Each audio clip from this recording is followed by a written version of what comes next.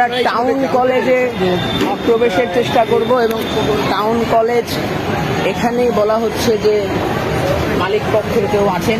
এটা টাউন কলেজে কোন দিক দিয়ে যেতে পারি আমরা?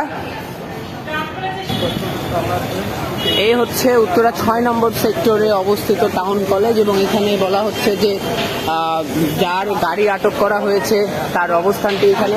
আমরা একটু প্রবেশ করতে চাই, একটু যদি খুলতেন, আমরা সাংবাদিক মূলত, এবং এখানে অনেক গণমাধ্যম কর্মীদের উপস্থিতিও আমরা দেখতে পাচ্ছি।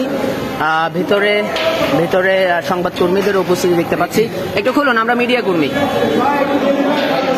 সেই টাকা শিক্ষার্থী ছাত্র জনতা আমাদেরকে যেমনটি বলছিলেন, এই যে চালের যেই বস্তা, এই বস্তার মধ্যেই টাকা, এবং সেটি কিন্তু আসলে গাড়িটি সচিবালয়ের এবং স্বরাষ্ট্র মন্ত্রণালয়ের জননিরাপত্তা বিভাগের একটি গাড়ি, এবং গাড়ি নাম্বার এর আগে আমরা আপনাদেরকে অবশ্যই জানিয়েছি। গাড়িটি কিন্তু এই কালো রঙের, সেই গাড়িটিকে কিন্তু ছাত্ররা ধরে অর্থাৎ নিয়ে এসেছে।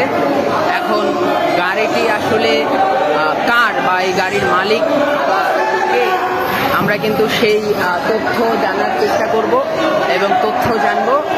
আমরা কিন্তু সেই দৃশ্যটি দেখতে পাচ্ছি এখানে, এবং